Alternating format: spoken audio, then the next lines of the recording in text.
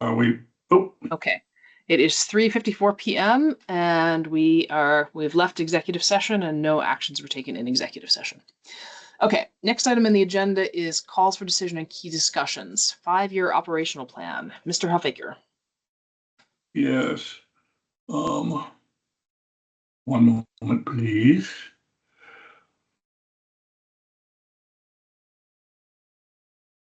This is 2 years old.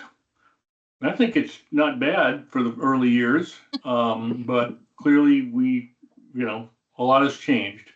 So I don't know that we want to make any changes on the fly, but I wanted to kind of, and I think primarily from my perspective, I think what this needs is for Ellie to help us correct this, starting in this year, 2026, and we're probably going to be extended beyond 2028, but that remains to be seen. Um, I think we just need to open this up for revisions, and we could make some revisions on the fly today. I'll make some notes. I can redistribute it, and then maybe we can rediscuss it at our next meeting if you want, or if we think it's real simple, maybe we don't need to do that. But I think truly, from my perspective, Ellie, I just, I think we did pretty well with this, but our crystal ball wasn't perfect. So, can you contribute to this at all? I can, yeah. I mean, the BEAD obviously was delayed past, I think, a lot of people's reasonable expectations, except maybe the most pessimistic people. But I think the basics of it is that 2020, it's really hard to know at this point, as you were saying earlier, when we're actually going to be able to start construction on BEAD. So that is the challenging thing, that between this year and next year, it's going to be hard to get the miles accurate, but that doesn't mean we can't take a guess, because it's coming up to the point where I have to be doing that anyway for revising the financial model before our annual meeting.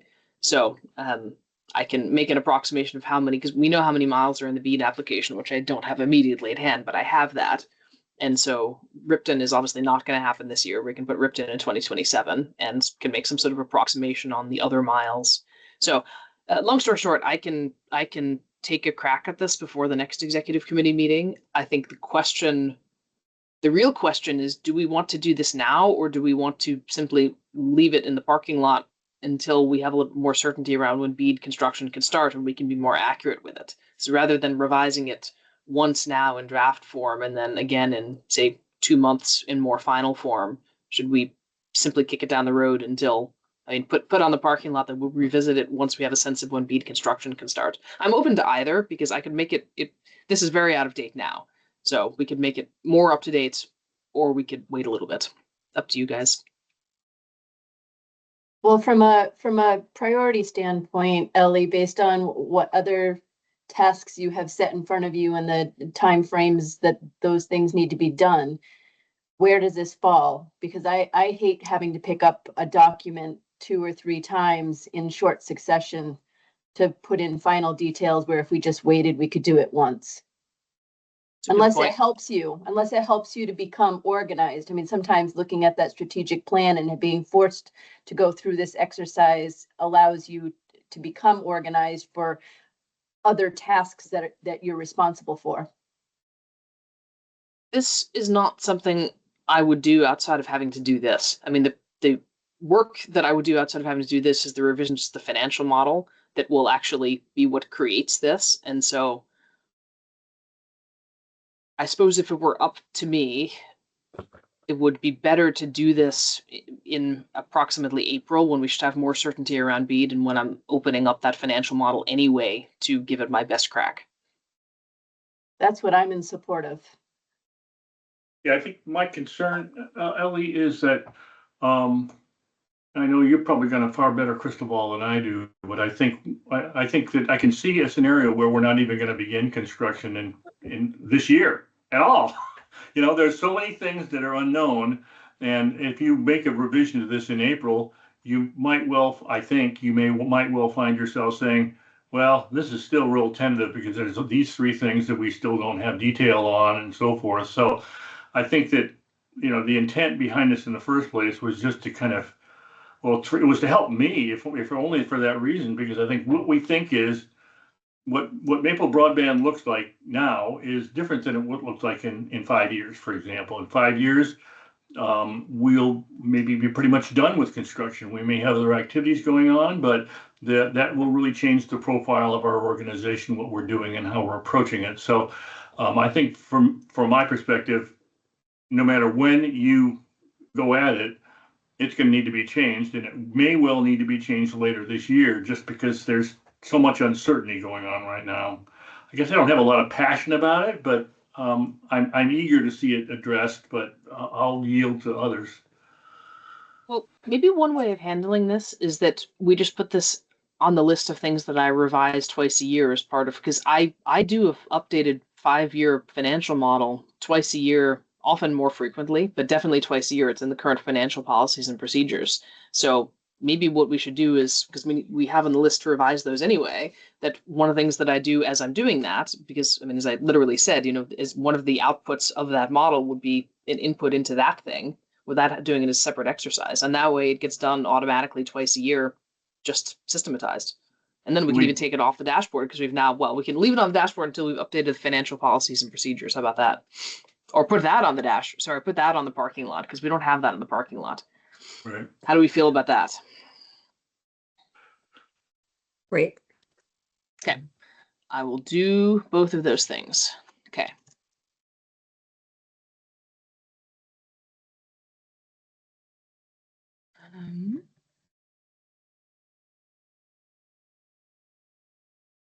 Okay. Okay. The next item on here is continuity of operations. So I put this on here because, as those of you who are not eagle-eyed VCBB meeting watchers like Steve and I may not be aware, that the VCBB is busy right now passing a policy for recoupment and transfer of assets, which the Act 71 allows them to do in the event of material noncompliance with the grant. And then the transfer of assets part in particular, the first draft that was published for comment and review was a little bit broader, perhaps, than they have the statutory authority to do, as well as failed to take into account the statutory rights and obligations of the owners of such aspects or such assets, the communications union district. So Fukuda sent them back some feedback on that. But one of the things, let me just take a step up here. One of the things that the VCBB is concerned about in general, as they should be in their role, is what happens if the operator of grant funded assets, for example, Maple Broadband, goes into financial distress and is not able to operate those assets. They want to make sure that there's not a service outage, right? And my position all along is, it's great for you guys to be worried about that. That's actually the responsibility of our district to be thinking about that and avoiding that. And in the event that something like that does happen, it should be up to us, incumbent on us, to make a plan, whether that's a merger of some sort or sale of assets. And so part of the conversation here is what might be the policy and legal constraints on how we do those things. Because right now Act 71 says that the VCB, like we can't sell our assets without their written approval. So their policy might, for example, constrain to whom we can sell it, and there might, down the road be actual statutory changes constraining to whom we can sell it. But that aside, I don't think this is a super high priority, but I think that it's something that we should be talking about here. Is it would be really good to be having a conversation outside of a crisis around in what circumstances, would we consider ourselves to be in the danger zone? What would a crisis look like? How would we consider making that decision? So I wanted to raise that here. It feels to me like this is the sort of thing that we should probably take up with our finance committee. And again, it's not a super high priority. There's a lot going on right now with the audit and with getting BEAD up and running and just understanding what's that critical path. But just being is that the VCB was talking about this recoupment and transfer of assets policy, I wanted to put it here just so that we talked about it a little bit and got your feedback, so that if you agree that's something we should be taking up as a district, so that we have a proactive policy instead of thinking around that, then we can put it on the work plan. We'll put it on the parking lot for now and put it on the work plan for later this year. Thoughts? So, Ellie, I don't know if I understand completely.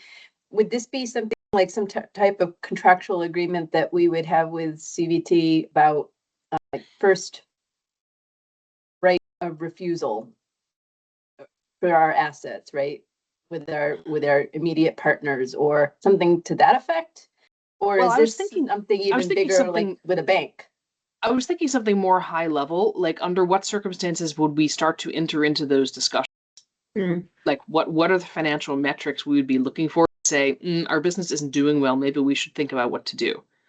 And one of the things that I'm not sure how this policy is going to play out, but I can tell you that I think the general opinion of Akuta is going to be that since the will of the legislature was for the grant funded assets to go to eligible entities, then it should not be able to be transferred to anything which is not an eligible entity. So WCBT is an eligible entity as far as it goes, but I think the Vakuta members are probably the Vakuta statement is likely going to say the first right of refusal should be, or the first element should be merger discussions with other CUDs, and then if that only if that fails, do you then sell to a for-profit entity?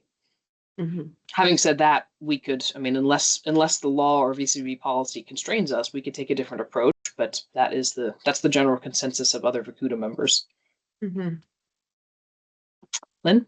I think it's a great idea to take it to the finance committee.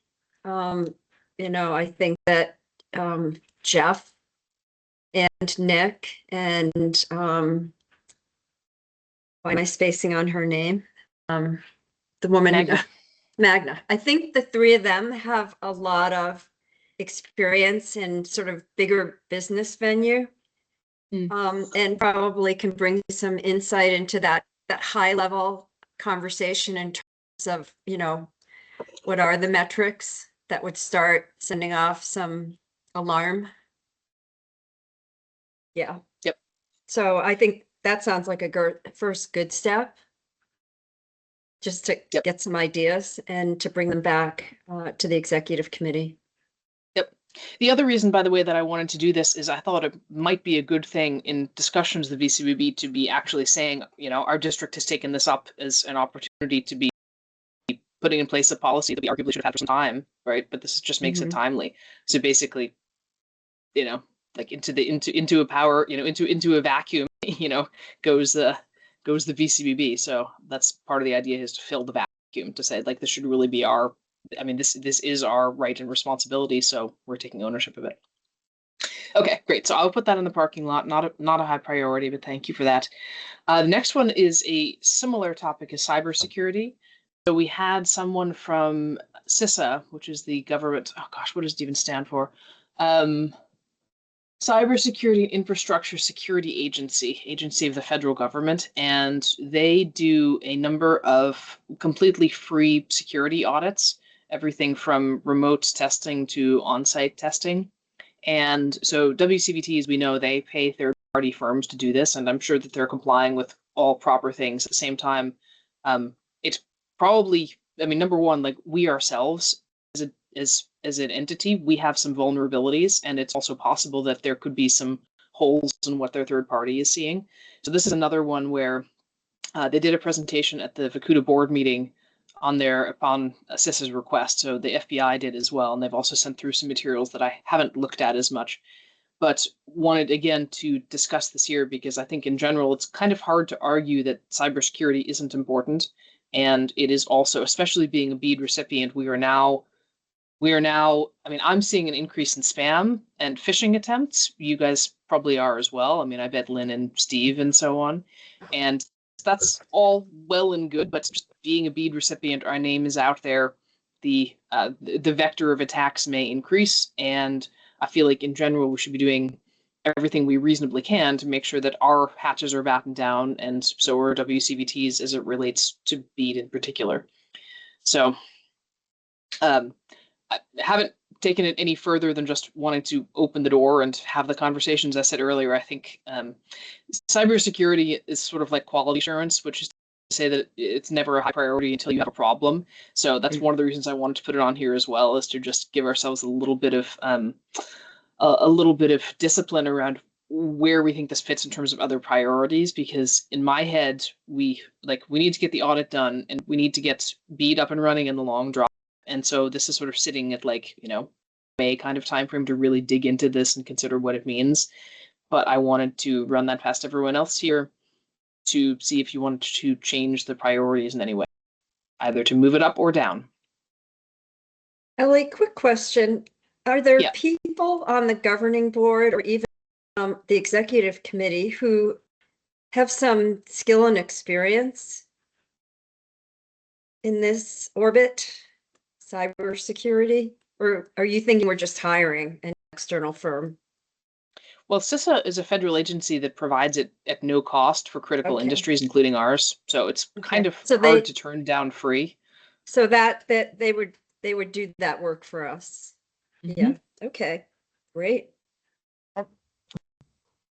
Nancy? They're an agency of the Homeland Security. And I had understood that their staff had been gutted and that focused on other parts of Homeland Security that are getting a lot of press lately. So, I mean, I'm not against, having their free services, but I'm surprised if they have anyone to do that.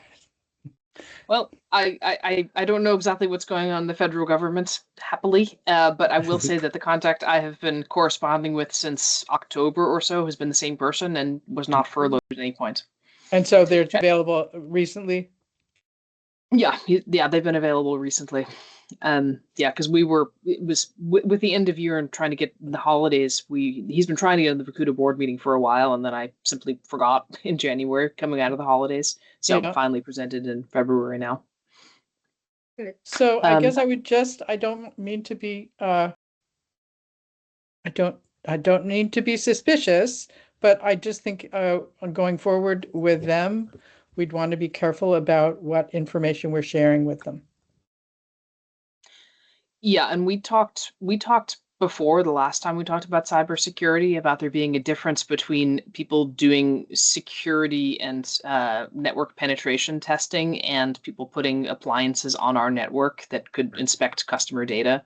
So I think really the next step is to understand better these service offerings and talk about them with Waitsfield and figure out how we want to proceed before we actually do anything.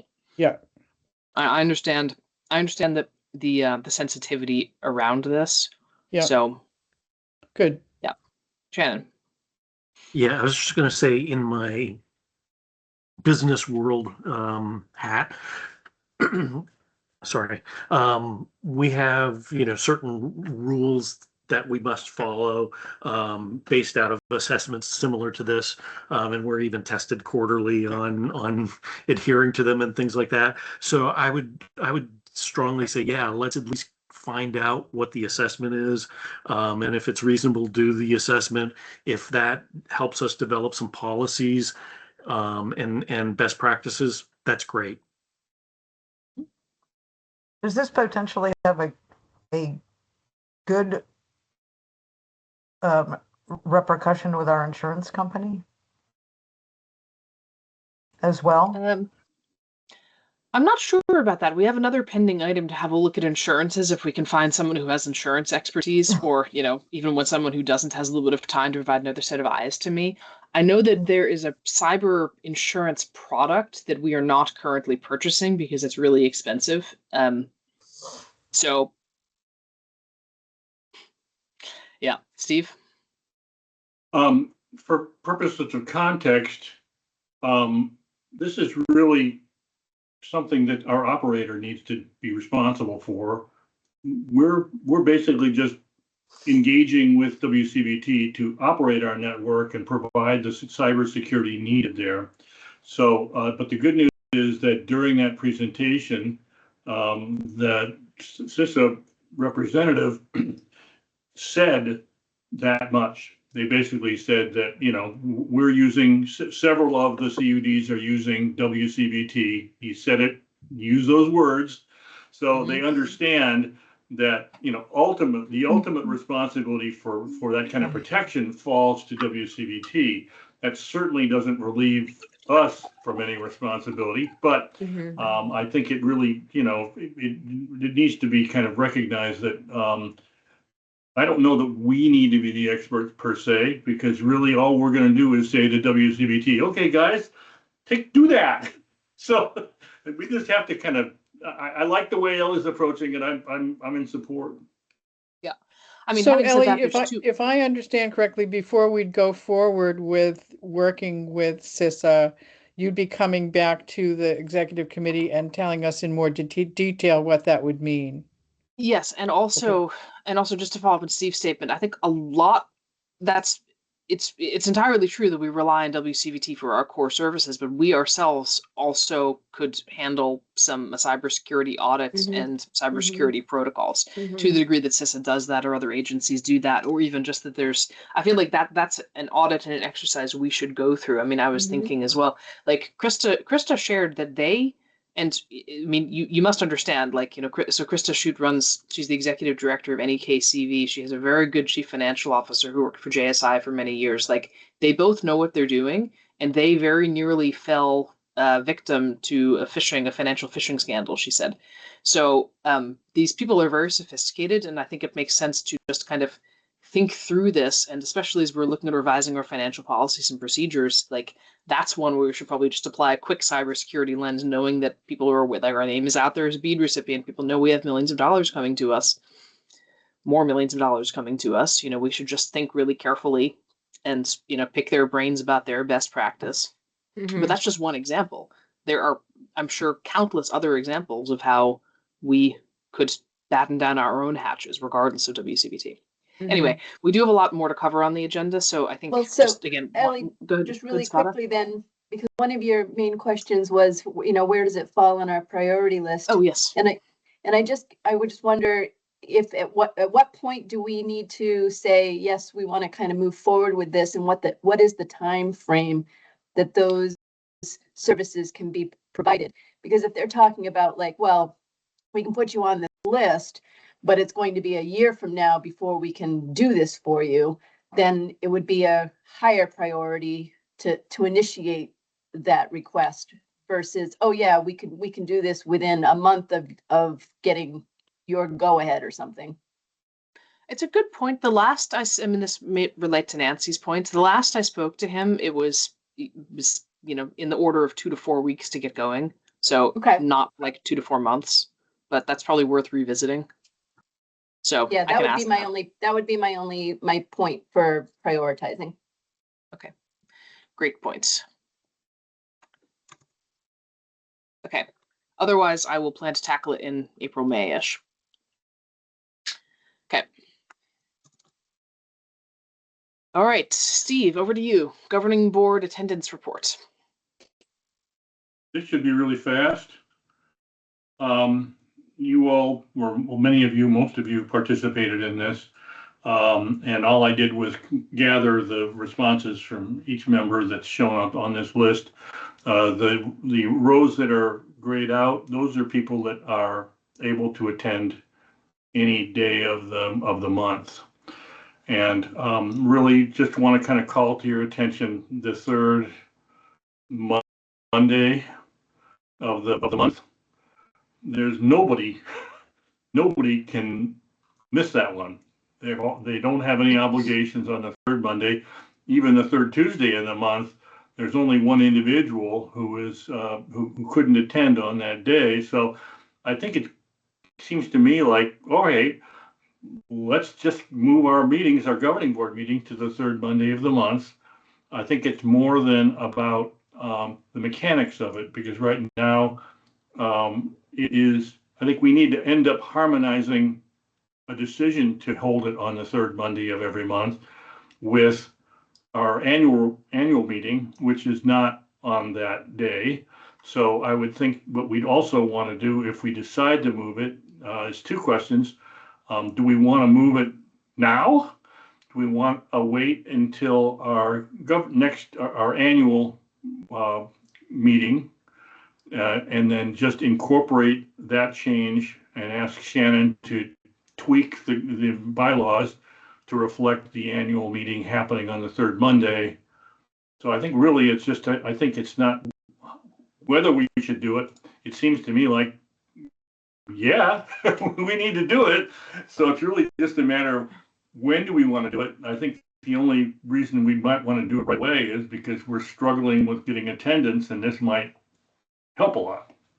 So Is it still true that the annual meeting is determined by statute, though? The last I looked, I thought it was changed, but the statutes online are still showing that. So I haven't had a chance to look at the. No, the I just checked, Ellie, and it says, or as otherwise established by the district or something to that effect. So we're free Oh, okay. to They did change change it. it. Yeah. Okay. I thought we changed it. Good. Yeah, so true. Oh, go ahead, Shannon.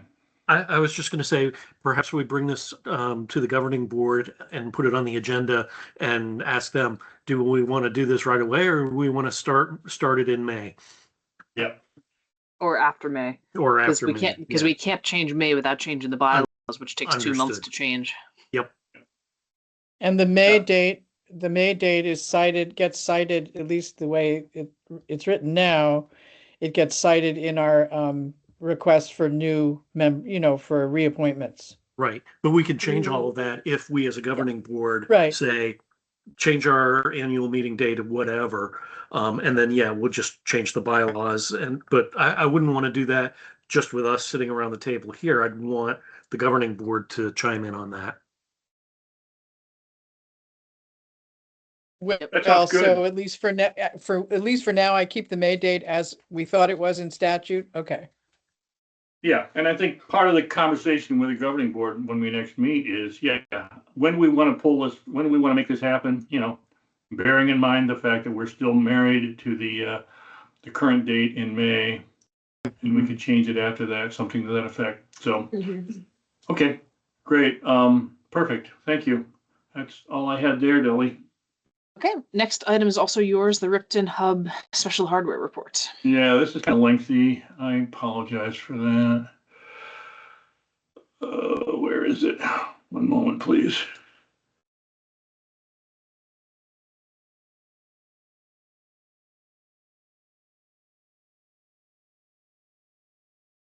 There it is. Slideshow. Right from the start.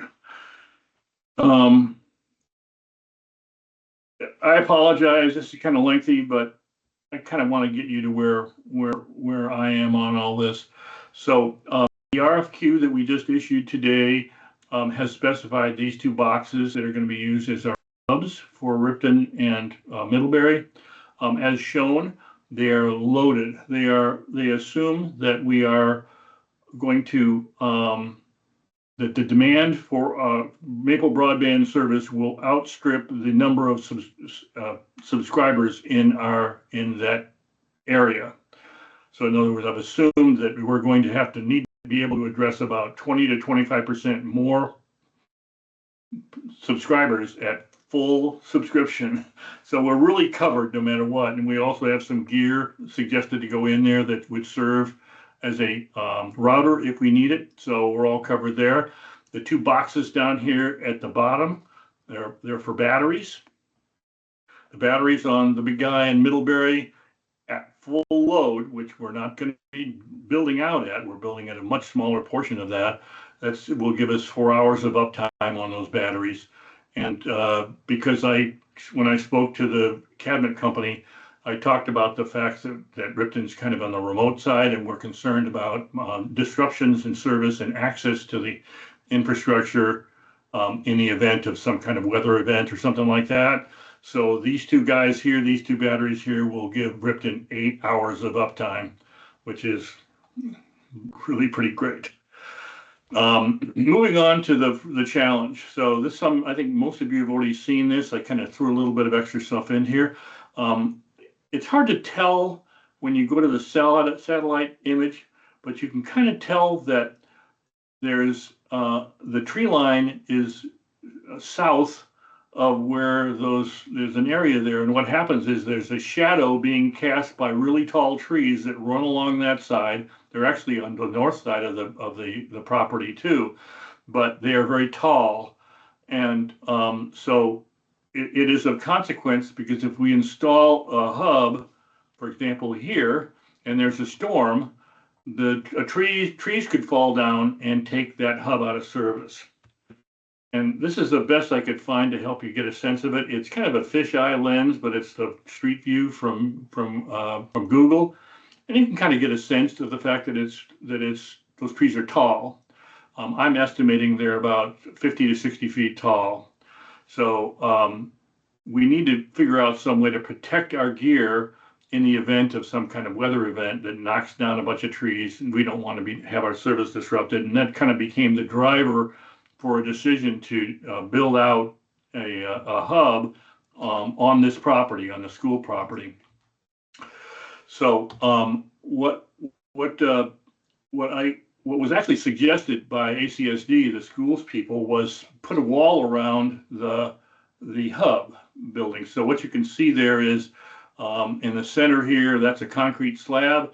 And then there are these, what's referred to by concrete companies as a waste block. I think what they do is they go out and they pour something they pour out a foundation someplace, and their cement truck has some concrete left in it. And then they start building these waste blocks, and they're 6 feet long, 2 feet wide, and 2 feet high.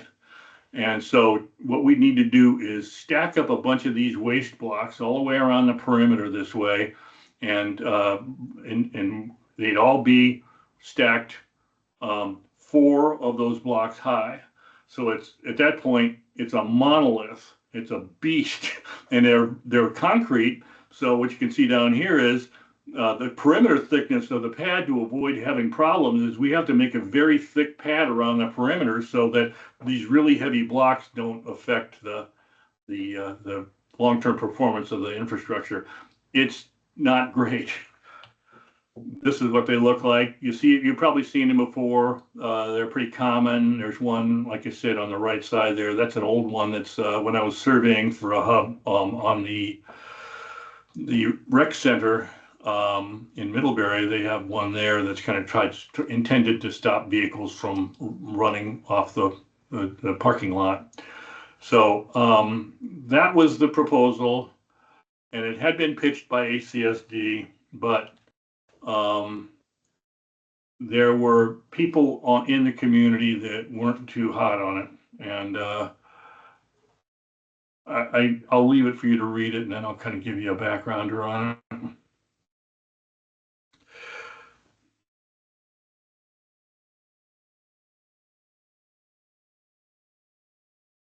So this kind of came out of the blue, but it was delivered to ACSD as a concern that was expressed by the facilities committee, and so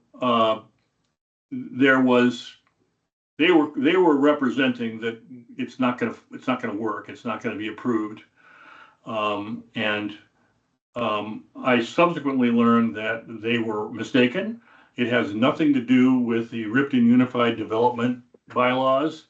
It's really something that can be approved by the zoning administrator, Jonathan Zeppel, and he said it doesn't apply. And I think the reason that there was some concern about it was that Unified Development bylaw includes a huge section, Article 10, called Towers and Telecommunications Facilities Provisions. And if you read that, it ain't going to happen, but it's not relevant for what we were asking for at all. So, but from my perspective, we don't want to do this in the face of resistance from the community. It's just not a good idea, right? We want to keep on good terms with the community. We're all about trying to serve our community. So I just simply walked away from it and said, okay, thanks. I get it. We'll move on. So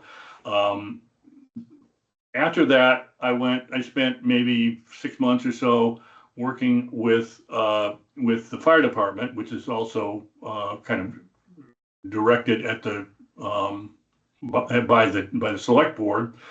Found a couple locations that for one reason or another they couldn't be used. The one that I thought was really cool and wasn't going to be very expensive was the one that I said hub site first choice there.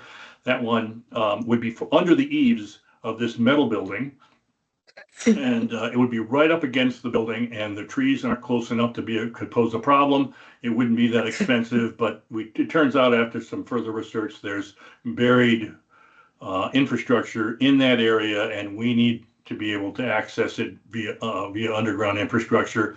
So I withdrew that one. The other one was this cleared area just to the south of the fire station. again, that's a metal building. And they intend to mount solar panels on that roof.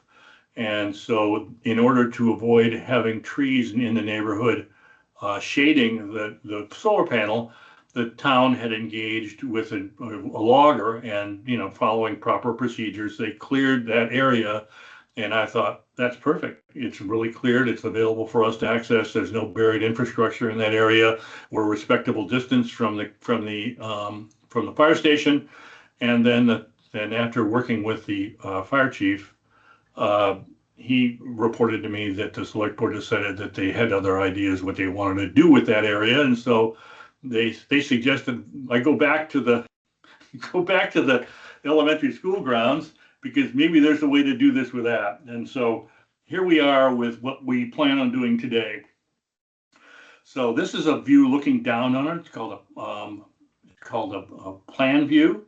And so what you can see is a 6-foot by 7-foot concrete pad. And you can see a handhole that's sitting in flush with that pad. And then you can also see the electronics cabinet there on the right. And then you can see these two things with blue lines around them called bumpers.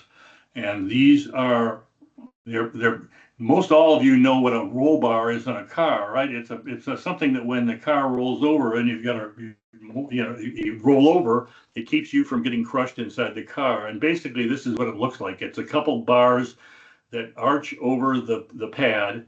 And if a tree were to fall on one of these bumpers, it would block the trees, damaging the electronics cabinet. So those, to give you a better graphic explanation of it, those two bumpers with a blue line around them, you can see them again here.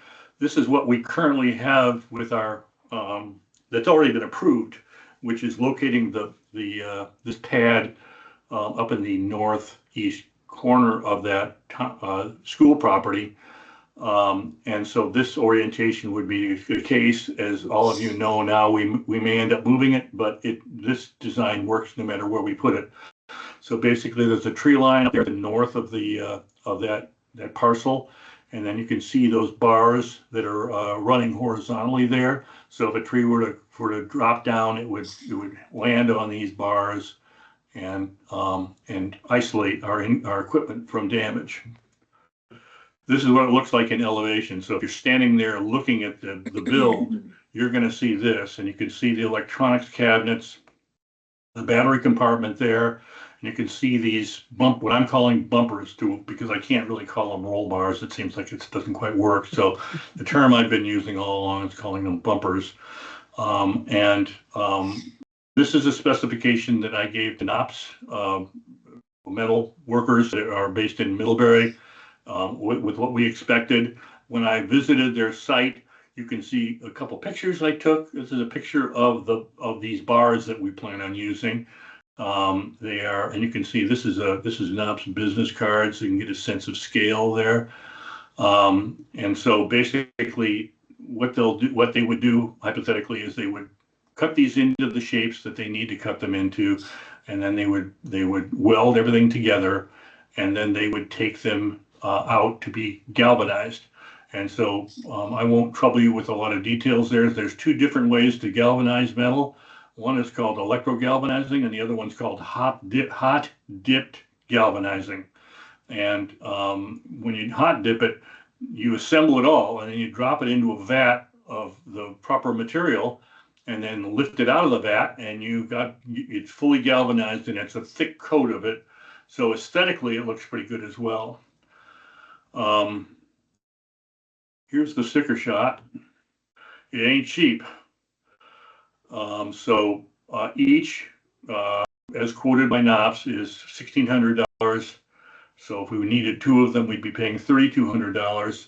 The freight range is because he offered some options there, because either we need it in a hurry, and so he builds his first gear, and then he puts it on the back of a truck and drives it down to Boston, where they do the hot dip galvanizing, and bring it back, and that would be $1,800 for one of them.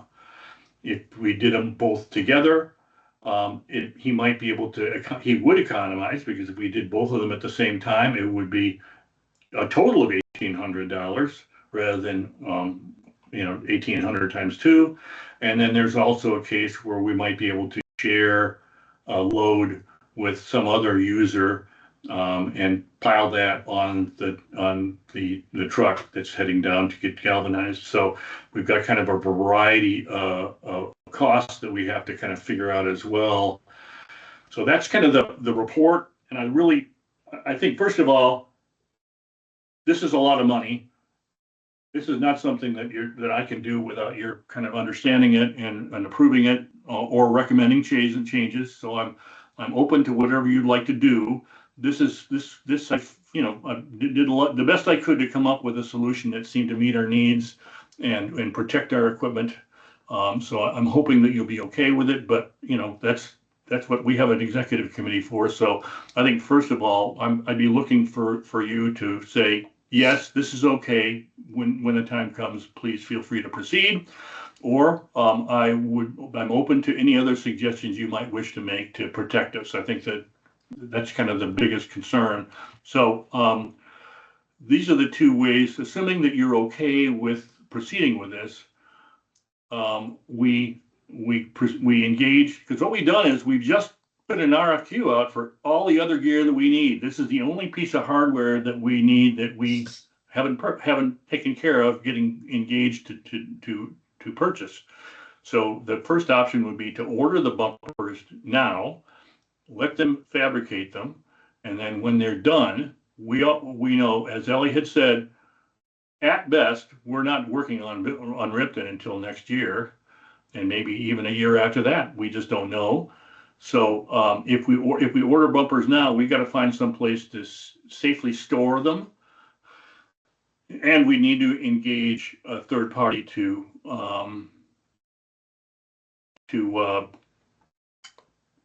pick up the gear and put it to wherever the storage area is located.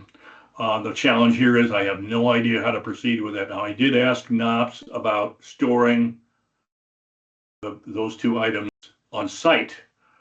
It looks like it's a pretty big property, but he's claiming that he has no room.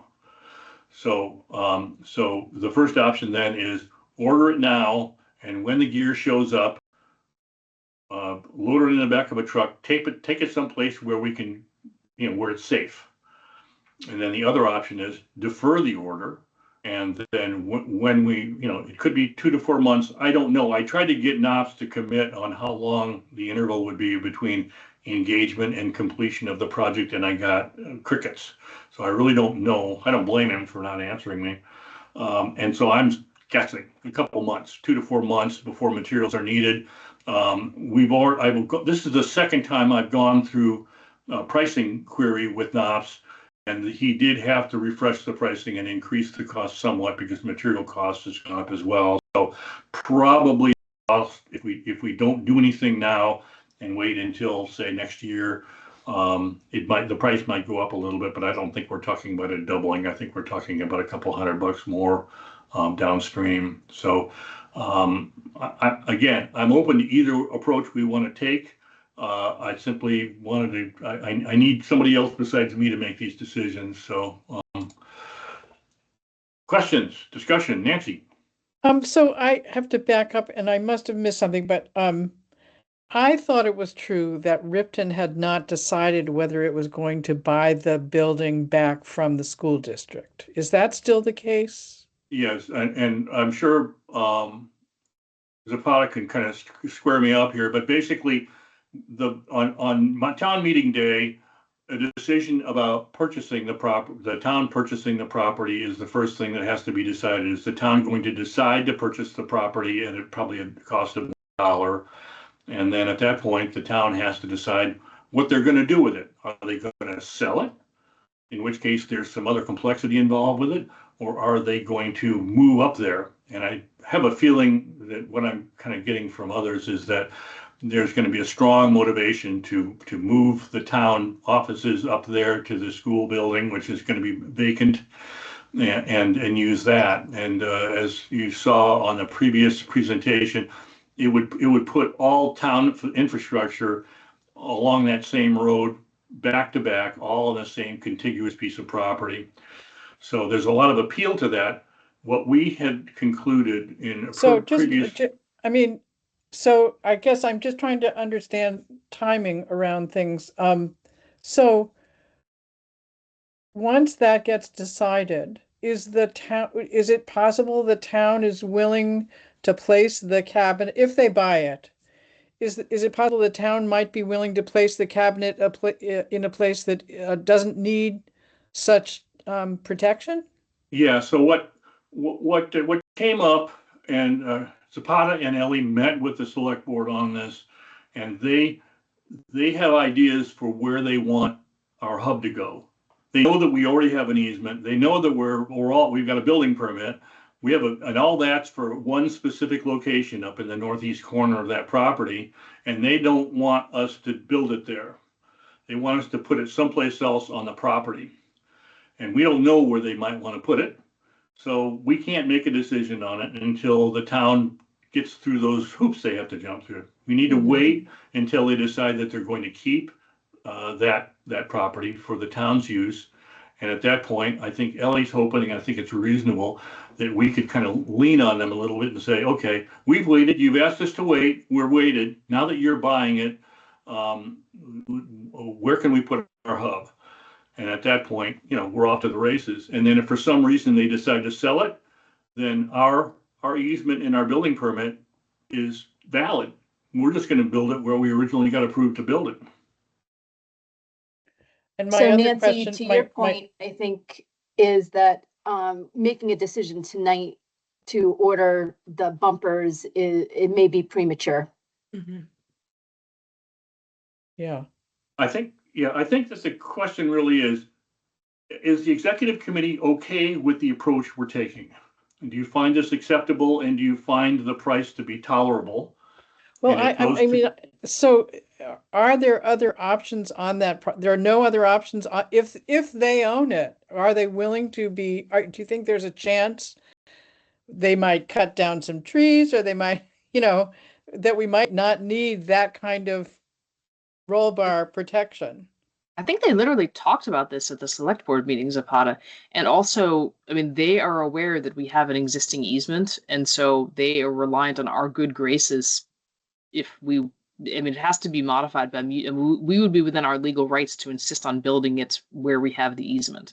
So one of the reasons that we would accept moving the easement is to be a good neighbor. Another reason would be to move it to a location that's more advantageous, i.e. less likely of falling trees. Was that your read of the meeting, Zapata? Yes, and I think that there's a lot of potential opportunities once the vote has taken place, because we don't know what the end result of it's going to be. But if it's not going to be housing school children, then that might open up being able to put infrastructure, say, on the backside of the school, next to other infrastructure. Who knows? But yes.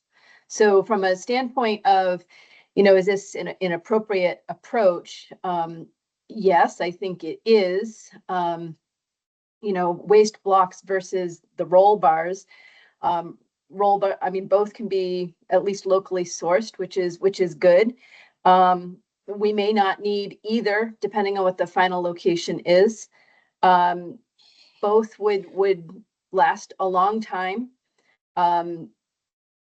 I would be more inclined to go with a roll bar than the waste blocks personally. One, because of footprint, and two, for long-term sustainability. Could trees be cut? Yeah, they could be. It's a red pine plantation that's subject to being matured out, so to speak, and subject to disease, which also then causes all sorts of additional hazards depending on what the use of the school would be. So I wouldn't take it off the table, Steve. But I don't know that we, certainly ordering it now, I think is way premature. Is it a good option, and would it be cost appropriate? I think potentially it could be, and I think we have good justification for supporting it. Yeah, I think, and in support of what you said, Zapata, I think there are places we can spot this where we don't need those roll bars. I think the problem is that those trees, those very tall trees, surround that entire property. So, you know, if it were me, I'd want to get that ugly looking concrete pad out of the way, in which case I'd try to slide it off to the margins of the property, in which case suddenly we're in that spot. But I think to your point, I think as it stands already, we're collaborating with the town, right? We're agreeing to collaborate with them. So at some point when they say, okay, now that we're deciding we're going to buy the property, where do you want to put it? And we can talk about some other options. Like, for example, we could slide it up against an existing building or something like that. And, you know, that might serve as an adequate protection. So I'm okay with your recommendations. If you all think that makes sense, then really we're just going to defer a decision on this. Hopefully we'll never need it. And then there may be a delay, an implementation delay, if we get down the road, a year down the road or whatever it is, we get down the road and we haven't, and we need to do it. We'll just be at the mercy of the schedule and the pricing that we're faced with knobs. So that's So fine Steve, with in me. terms of the actual cabinet, are you thinking, I mean, one of the things that I think is great is we know what cabinet we want and we know what size it's going to be and all of that because of the research you have done. Is that cabinet something you'd recommend we purchase now? And can we do that with money we've got, or do we have to wait anyway? As part of our RFQ that we issued today, that cabinet and the Middlebury cabinet are specified in there. Okay. So we are, you know, 2 weeks from now, we'll be And we'd be looking at the using quotes ARPA money? Is that what it would be? No, we would be using BEAD match money because we have that Or grant. BEAD match money? Okay. And we understand that this is at risk in case something falls through with BEAD. We'd have to return the money and pay for it with other money, but that would be the idea of how we do it. And so Okay. I think, I mean, Steve and I have talked about this pretty extensively offline, that there is a non-zero, but probably pretty small risk that we don't understand some requirement that is not yet published because we don't have our grant agreements. There's no final guidance from NTIA and procurement of BEAD materials. There's some possibility that we might purchase materials now and then not be able to use them because we missed some requirement, but I feel like that's a pretty small chance. Is there a buy US requirement? Yes, and that's in And the RFQ. this is fulfilled. Yeah. Okay. Yep. All right. And I'm just a time check here. We've got 13 minutes left and quite a bit of the agenda still to go through. Is there something you want to cover, Steve? More on this Yeah, topic? just a quick question, something that I think will ring true with you. We've got a whole ton of 24 fiber cable that's may not be compliant. We think it will be. When we bought that cable, it was American made. So I'm assuming we're going to assume that it's safe and it's BABA compliant. That is what we are assuming pending final guidance. But I mean, we bought that after BABA was a thing, right? I mean, the very first cable purchase we made through Bakuda was in order to be compliant with the requirements at the time. So we'll double check. Okay. But that's Yep. my understanding and expectation. Yep. We also, I think we have some other cable that we also intend to use. Okay. All right, so I'm going to move on to section 8. The 8A Finance Committee has not met. We will be, as said before, we'll be meeting to involve them around the audit and give them a briefing on some other items. The 2025 audit, Lynn, do you want to give the update? Sure. Well, we're getting close to wrapping it up. The big piece is the capitalization, and Ellie has finished about 98% of that, right, Ellie? There's just one more thing we were waiting on from Dawn. Which I got it earlier today. So Great. I will be working on that after this meeting. Yeah, so we're very close. Darlene's put her head down. She's working on getting the journal entries in. You know, we're aiming for the 1st or the 2nd Monday to send Bonnie the final trial balance from our perspective, which she needs to start the audit. We've also gotten a huge list of stuff she needs from us, and between Ellie, Darlene, and myself, we'll start accumulating all the materials she needs. But the most important thing is to get a trial balance by Monday, a week from today. So I think we're on schedule to do that. I'm feeling pretty confident about that, very confident about that. So that's the audit update. Yep. Anything else, Ellie? There? No, I think you covered what I need to know. The minutia is not important for the executive committee. Yeah. Okay, any questions on that? Okay, great. So next up is the affordability programs. So I have been continuing to work on these, and we had a meeting with WCVT last week to just talk through the operational items. So I think I now understand what's involved in terms of day-to-day admin, at least around LEAF, and have thought through the ADP enough that I can start to work on that draft RFP for outsourced services, because like the admin is great to be able to make sure I understand it, but I don't want to be doing it forever, and there's not going to be enough time in the day, especially as we start to get into scheduling coordination with customers for the long drop program. But again, CVOEO has been doing a fantastic job, and it was a really great meeting with WCVT to talk about how we streamline and make things as efficient as possible. So one of the things is obviously we do a monthly billing of our customers, and so we discussed what day of the month would be the drop dead date to give them the updated list of customers who are eligible for LEAF. And as it happens, today is that day. And so I sent over the list earlier, and I'm pleased to report we have 8 subscribers that will be receiving LEAF subsidy starting from next month. So 2 of those were people who had been receiving the ACP that we grandfathered in, and they both requalified, which I think was a good endorsement or validation of our decision to continue that subsidy for them in the absence of any way to confirm their eligibility. And then we have another 6 households. So I think that's wonderful. These are all existing households.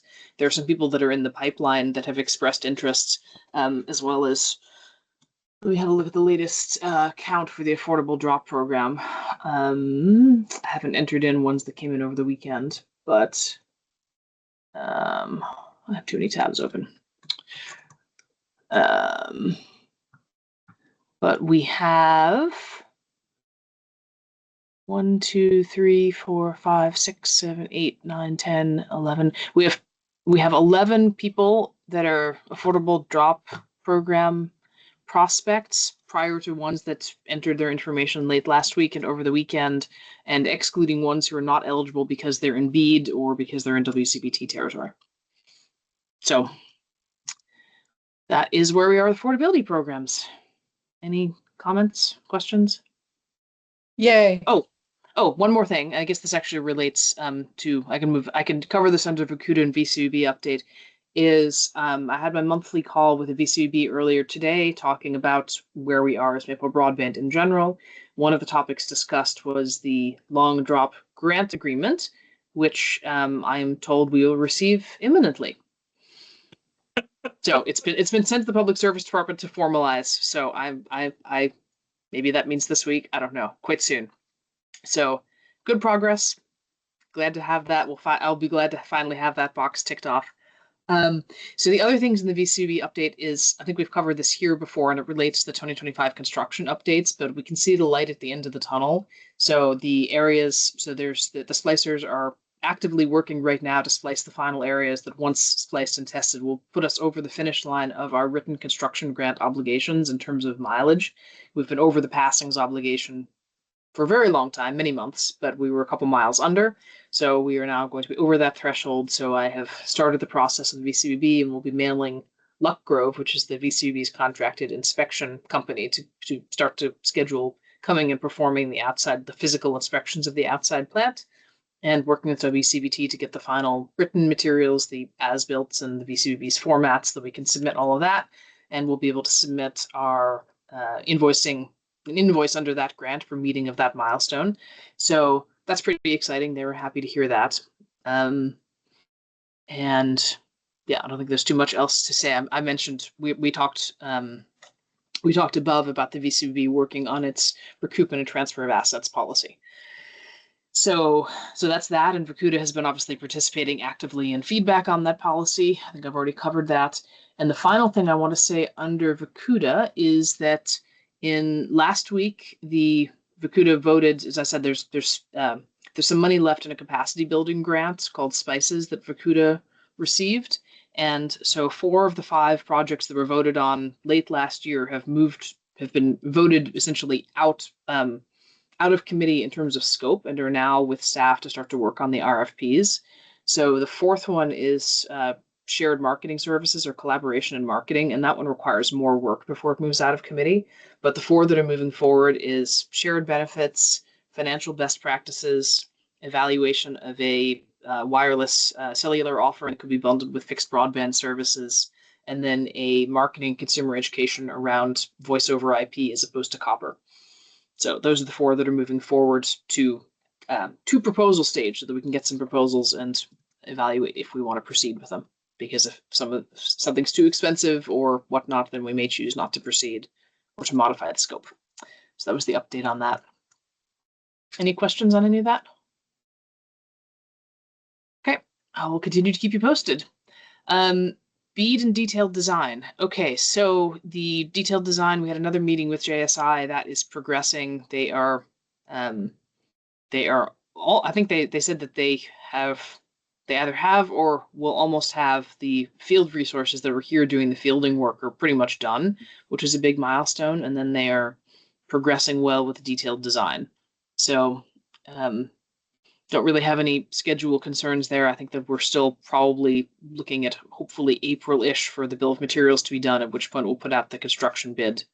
So, and at that point, again, hopefully we'll have more clarity on the labor requirements or the grant obligations that we will have that we need to make sure are included in the request for proposals so that contractors are pricing properly all of the obligations that may come into play under BEAD. As well as the details for the contract we'll eventually have to sign them to. So that's all progressing really well. And VCBB has also been spinning up some activities under BEAD to help us understand and work through the permitting, including the NEPA process. And there's also, there's also a survey that I have to fill out around risk management because the BEAD grantees need to fill out a survey and in order to just help VCBB and RSM, which is their contractor, understand how operationally sophisticated we are in order, I guess, to figure out how to deal with us. So there's some BEAD activities starting to come out of VCBB. So I don't know if excited is the right word. It's good to see progress, but I'm most excited about the permitting one because that's the one which is going to answer some of the questions that we've had all along, which is when can we actually break ground on this? So I know that we're all laser focused. I mean, we're laser focused, but staff is also laser focused on that. And I've been having really good conversations with other branches of state government just around how to facilitate and how to make sure that we're coordinating statewide. So all good progress there. Any questions or comments on BEAD? Okay, more to come, much more to come. But for now, that's the update. And then 2025 construction updates. I think I've pretty much covered above. And I will say that the railroad bore on Tupper's Crossing proceeded last week. I never got word that it was actually completed, but I know that I figure if it hadn't been completed, they would have told us. They got through a little bit, they hit ledge, and then there was some exception handling. Really great work, by the way, by Landmark and Middlebury, who are on-site PEs for this. But that was really great to have them there for coordination and, when they hit ledge and weren't able to hit the depth that was originally planned, made the right call to call through to the head of engineering for Vermont Rail. So anyway, so the bore has proceeded, and so that's all really good news because we were hoping to get that done with a little bit of a break in the weather, which we had. Oh, I'm so glad. Jamie and Eli are great from Landmark. I've worked with them on a lot of projects and they've got really good heads on their shoulders. I'm glad that they were there. Yeah, Eli's fantastic. At least Eli's the one I've been working with, so he's been great. Yep. Okay, and then going down to the parking lot, the draft personnel policy, I sent some feedback to Shannon earlier today, and then the audit RFP, still working on a draft for that one. I wanted to get through the asset capitalization bit, but Lynn and I think are on the same page that we want to get our attention onto that along with the rest of the audit work. So compiling answers to Bonnie's documents and then working on the scope for next year so we get this done while we're in the mode. And I don't think I have any other updates. Anyone have anything else on the parking lot they want to talk about? We're at 4:59. I'm like lightning round here.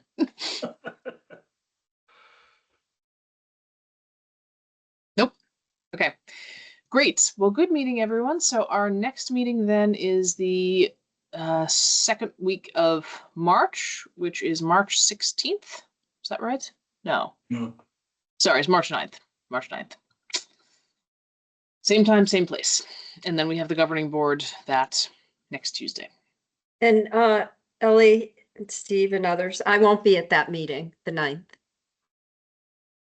I'll be Okay. traveling. Okay. Understood. I think we can hold down the fort Ellie? without you, and we should be well into the audit by then. Adam. Yeah. Can I ask you a question on the park? I was a little late turning on Yep. my mic, but the network management agreement. The network management agreement is I was saying earlier in the meeting, I'm going to Okay, be I might have looking at missed it. that. Yeah, no, it might have been when you weren't here. I'm going to be looking at that over the next couple of weeks, because now that I've gotten through what I need to do on the audit, then this is now quite topical to move forward. Okay, great. Thanks. No worries. I should probably update that.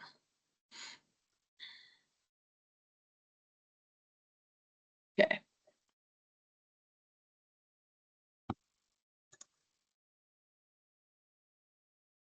All right. Anyone have anything else?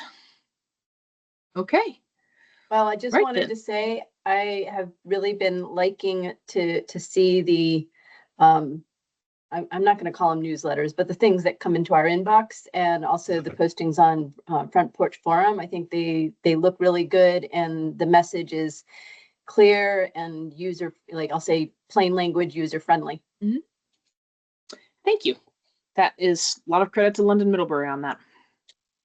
Yeah, I'm impressed. Very good. Glad to hear it. And I look forward to getting, so the February newsletter will be coming out this week because it's still February. So I have some work to do on that. All right. Well, thank you all very much. And I will speak to you all in 2 weeks' time. Thanks, Have a good night, everybody. everyone. Yeah. Bye-bye.